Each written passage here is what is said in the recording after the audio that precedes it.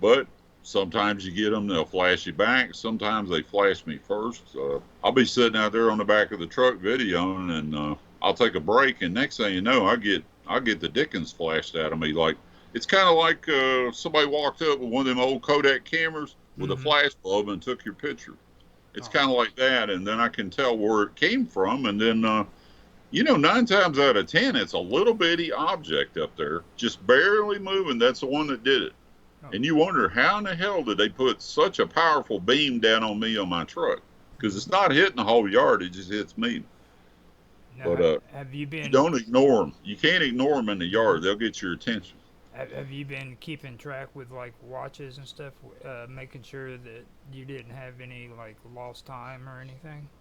Yeah, they can get me anytime. Because man, when I was doing the construction job, we were building these comfort stations at a big golf course over here, and at getting up early in the morning, I was just dragging tail, and I'm out there trying to video you. And next thing I know, I go, Oh my goodness.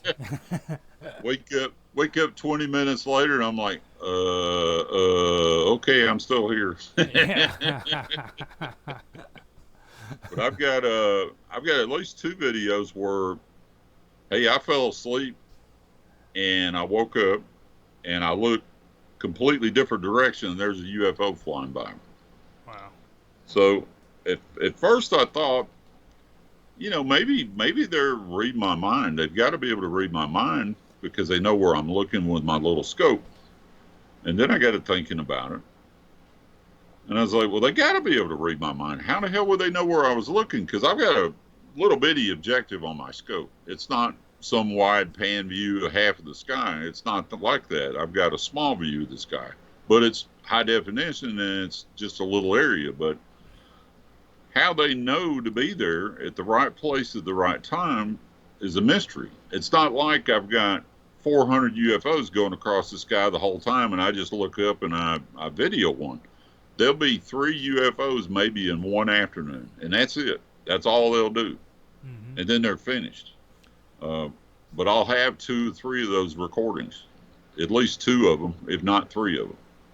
And That I've thought seems. about it. That's the question that's drove me crazy for ever since I noticed it.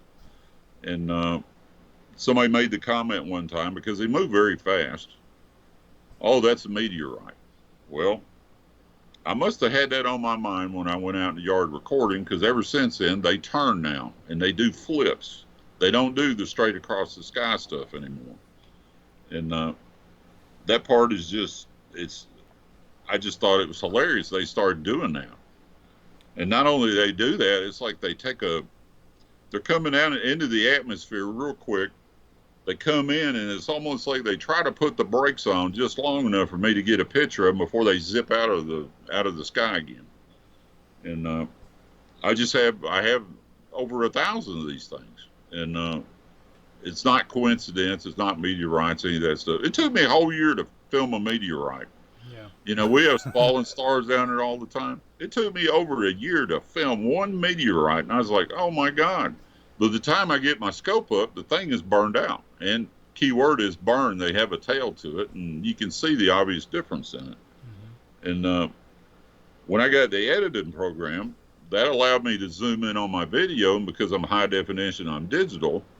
You can see that a lot of these flybys that I thought was cigars and Tic Tacs, they're not. They got a top on, and that's kind of that was cool. I was like, wow, I can see the top on it. Look at that.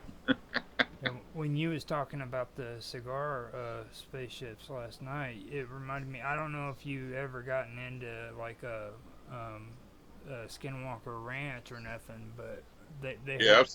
I've seen some of those episodes. No, I mean like the old original book from what's his name, the guy that owns Hojo, and he's really into science. Yep. He he went out there and owned it first, and the guys that own the property there was telling their story, and they wrote a book about it. And the woman who lived there said that freaking they even had an incident where a craft that looked like a freaking RV was parked was parked right next to the house, and they could look straight across and see this alien sitting there like he at a desk. through a window, man, and I was like, That's oh man, cool. I was like, that's some crazy stuff, you know. So anyway, if you could show that compilation of flybys, Okay, this is only 6 months worth. It's not okay. anywhere close to the whole collection. We But will. I've slowed them all down. They're all slowed down to 20% speed so everybody can see them. Wait, no, I'm gonna mute the commercial so that we don't give YouTube any special kind of advertisement. We don't care about their, click games like, you know what I mean? Those little games that you go in and click on and stuff like that. So, Oh, I know. all right. So I'm gonna give it the widescreen too. And I've had to do this with bobdub, so I kind of got a little background on it on how to get it to where it looks nice. Yep, yep. Okay, so we've got that set up. Yeah, I can't see it playing anywhere, so Yeah, I've got it on YouTube. I've got it on Rumble, and I've got it on Odyssey. yeah, I'm on Rumble also. Anything I record on YouTube automatically gets downloaded to Rumble, but I don't have near as many views as I do as X. X is just crazy. Mm-hmm. It'll take all day long to get 50 views on YouTube, but it takes sometimes less than 2 minutes to get 50 views on X. I see. Now that's nice because you see the star shooting straight across right there. Yeah, That's real. Yeah. Now that's another thing too. You mentioned, like you said, you don't do videos on them too much, but I asked you last night about the rods and everything. You said you've actually taken video footage of the rods too, didn't you? The ones that shoot up out of the ground. I captured one for you last night that's very, very clear. Actually, it's posted on my YouTube channel. It's the last video I put up. If you can get over there to the channel and see it. Okay. If not, I can send you the link to it too. Yeah. I'm on your channel at the moment too, so it's after this. If you want to, we can go through it and stuff. Um, Here, I could probably send you the link to my stream. I've got Yeah, I'll that. send it to you right here. Okay. Yeah, this is just for you. After you said that, and I was like, yeah, I'll send him this. I'll capture it and go ahead and upload it. It's got 42 views on it. That's how many it's got. I actually went and did some research on it when I first heard about those, and like, there's this one guy. I think he lives out on the West Coast. He says that freaking they happen to him all the time, and Yeah, I see them. I never pay any attention to them, and I really don't uh, post them too much. It's people on my channel, they're confused enough as it is. You put something like this in there, they go, "Well, that's got to be a bug, right?" And yeah, I'm like, "No, it's not a bug." So I got really aggravated at the people that were calling my orbs bugs and dust and stuff like that. I went out there in the pouring down rain, and I mean pouring down rain. If you were a bug, you couldn't have flew to save your life. It was raining so hard it'd have washed you out of the sky. hmm, And I captured the orbs in the pouring rain, and it does not affect them at all. Doesn't mess with them, not one little bit. And then the other thing I did was I went out there several nights this winter when it was in the 30s, and in the 30s in Florida, there's nothing flying in Florida. yeah.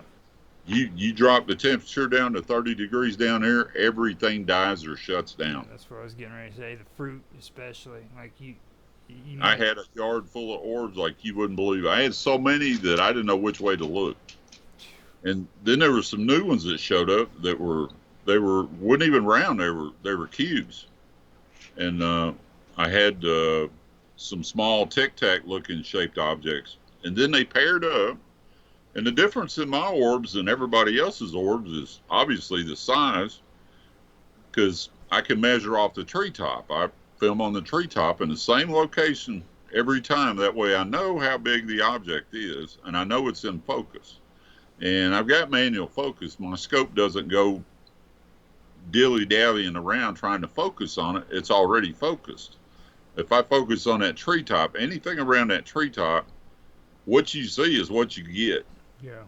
It's not going to show a speck of dust or a little tiny bug. It'll pick up little moths and stuff like that. You can see them in the background, but I can pick up the wings on the bat, their little ears sticking up. I pick up all that stuff, the dragonflies. But when an orb shows up, it's sitting right next to it. You know it's in focus. Mm-hmm. It's not sitting there 2 foot in front of me to make the orb. It's actually goes behind the tree. That's what makes the difference. Is mine doesn't bounce around like the orb is 2 foot in front of me. They're actually 20 to 40 feet away. Yeah. And the tree itself is 23 foot in one spot and 43 foot in the other spot. I've got it measured off. I have a laser rangefinder, infrared laser, built into the other scope, so I know exactly the distance of all the stuff in the yard. So it's pretty easy to size it up. You can say, well, that's a basketball and that's a beach ball, and that thing there is 6 foot big. Yeah. Here it comes, you know? Yeah. I like how you said you use the tree too, because that helps to freaking give Yeah. it perspective. You know, make sure everybody knows. Look, it's going back behind that tree, so it's not something in front of it. Well, you know, in 3 years, I've only seen a bat go after one of these orbs